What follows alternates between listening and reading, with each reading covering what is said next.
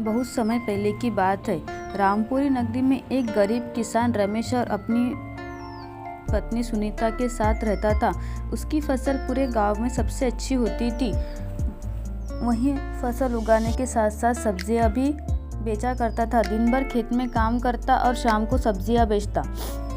एक दिन वह सुबह सुबह उठता है और अपनी पत्नी से कहता है, सुनीता, मैं खेत में काम करने जा रहा हूँ, तुम मेरे लिए खाना लाना। उसकी पत्नी कहती है, ठीक है। वह अपने खेत में काम करने के लिए चला जाता है। खेत में काम ही कर रहा था, तभी उसे दो आदमी अपनी मेड़ पर आते हुए दिखाई देते हैं। वह उस गांव के जमींदार थे। रमेश के पास आकर जमींदार जी बोलते हैं, मैंने सुना है तुम पूरे गांव में सबसे अच्छी फसल उगाते हो। क्या तुम अपनी फसल मुझे बेचोगे? मैं तुम्हारी फसल अच्छे दामों पे लूँगा। किसान रमेश बोलता है, क्यों नहीं मालिक, यह तो मेरी खुशी की बात है जो मैं अपना अनाज आपको अच्छे दाम पे बेचूं। जमींदार जी बोलते, ठीक है। फसल पक जाने पर हमारे कुछ आदमी आकर तुम्हारी फसल को काटकर तुम्हारे घर पहुंचा देंगे। रमेश कहता है, ठीक है मालिक। कुछ दिन बीतते ही उसकी पत्नी रमेश के पास खाना लेकर आती है। रमेश खुशी से बोलता है, अभी थोड़ी देर पहले जमींदार साहब आए थे, उनको हमारी फसल चाहिए। वह अपनी फसल की अच्छी कीमत देंगे। यह सुनकर सुनीता बहुत खुश होती है। दोनों साथ में काम करके घर चले जाते हैं। रमेश अपने खेत पे कड़ी मेहनत कर अच्छी फसल उगाता है। उसकी फसल सोने जैसी चमक रही थी। यह देखकर वह बहुत खुश होता है क्योंकि इस बार उसे फसल के अच्छे दाम मिलेंगे। फसल पककर तैयार हो जाती है।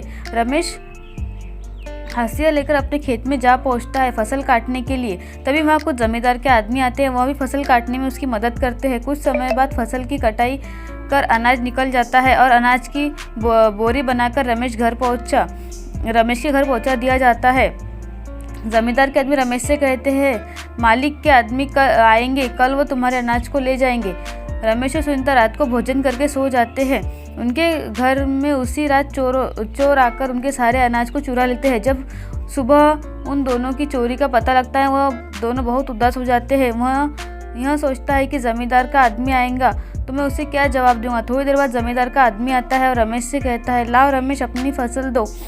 रमेश उदास मन से कहता है, मेरा अनाज चोरी हो गया है। क्या तुम्हारे अनाज चोरी हो गई है? तुम शीघ्र मालिक के पास चलो। रमेश कहता है, ठीक है। वह दोनों जमींदार के पास जाते हैं। जमींदार साहब, मेरे अनाज किसी ने रात को चोरी कर ली। जमींदार बोलता है, तुम अधिक पैसों के लालच में अपनी अनाज किसी और को तो नहीं बेच दी? रमेश कहता है, नहीं मालिक, मैं ऐसा करके इस गांव से कहाँ जाऊंगा। अगर मैं ऐसा करूंगा तो कभी ना कभी आपको यह बात अवश्य पता चलेगी। जमींदार कहते हैं, ठीक है रमेश, कोई बात नहीं, तुम मुझे अगली बार अपनी अनाज बेच देना। रमेश उदास मन से अपने घर वापस लौटता है। रमेश अब शाम को सब्जियां बेचने जाता है। सब्जियां बेचकर वो अपने घर का खर्च चलाता है। रात को भोजन करते समय सुनीता बोलती है, सब्जियां बेचकर हमारा गुजारा नहीं हो सकता, हमें कोई और रास्ता सोचना होगा। रमेश अचार का टुकड़ा खाने के लिए उठाता है। तभी उसे एक उपाय सूझता है। वह सुनीता से कहता है, क्यों न मैं अचार बेचने का काम शुरू कर दूँ, और तुम अचार भी अच्छा बनाती हो। सुनीता अचार बनाने में जुट जाती है और रमेश उन अचार को बेचने जाता है। उस दिन अचार की बिक्री काफ़ी अच्छी होती है। वह घर आकर अपनी पत्नी से कहता है, हमें अचार की मात्रा और बढ़ानी होगी, लोग तुम्हारे अचार को बेहद पसंद कर रहे हैं। सुनीता और अधिक अचार बनाती है। रमेश उससे बाजार में बेचता है।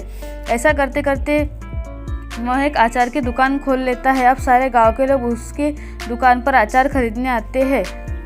एक दिन जमींदार उसकी दुकान से गुजर रहे होते हैं। वह रमेश की दुकान पर जाते हैं और कहते हैं, क्यों रमेश, तुमने यह धंधा कब शुरू किया? रमेश बोलता है, बस कुछ ही दिन से ही मालिक।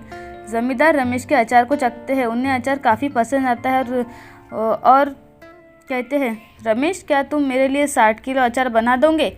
रमेश हाँ में जवाब देता है। यह बात रमेश अपनी पत्नी को बताता है और उसकी पत्नी खुश होकर अचार बनाने बैठ जाती है।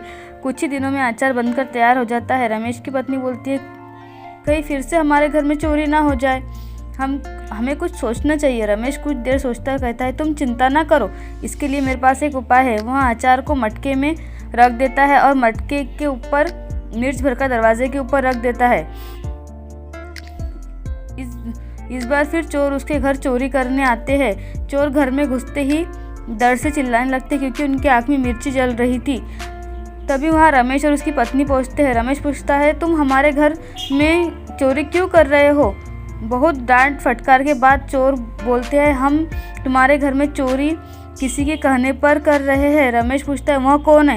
चोर दर्द के कारण रमेश से कहते हैं, वह आदमी जमींदार का आदमी है, उसने तुम्हारे घर चोरी करने के लिए कहा। अगली सुबह रमेश जमींदार के घर पहुंच जाता है। वह सारी बात जमींदार को बताता है। जमींदार अपने आदमी को बुलाते हैं। आदमी अपनी गलती की माफ़ी मांगने लगता है। जमींदार कहते हैं, माफ़ी हमसे नहीं, रमेश से मांगो। रमेश कहता है, मैं माफ़ नहीं करूँगा, तुम जैसे आदमी को पुलिस के हवाले कर देना चाहिए। और वह ऐसा ही करता है। कुछ देर बाद अचार का सारा डिब्बा जमींदार के घर पहुंचा दिया जाता है। जमींदार बहुत खुश होते हैं। रमेश की ईमानदारी पर वह रमेश को अचार के बदले काफ़ी अच्छे पैसे देते हैं।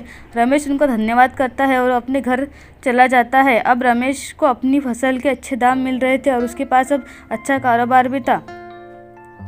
वह अपने जीवन को खुशी खुशी जी रहा था। दोस्तों, मेहनत का फल कभी ना कभी हमें मिलता ही है, इसीलिए आप मेहनत करते रहिए, फल आपको। तो दोस्तों, कैसी लगी आपको इस मेहनती किसान की कहानी? अगर आपको अच्छी लगी तो प्लीज़ मेरे चैनल को लाइक, शेयर, सब्सक्राइब ज़रूर कर दें।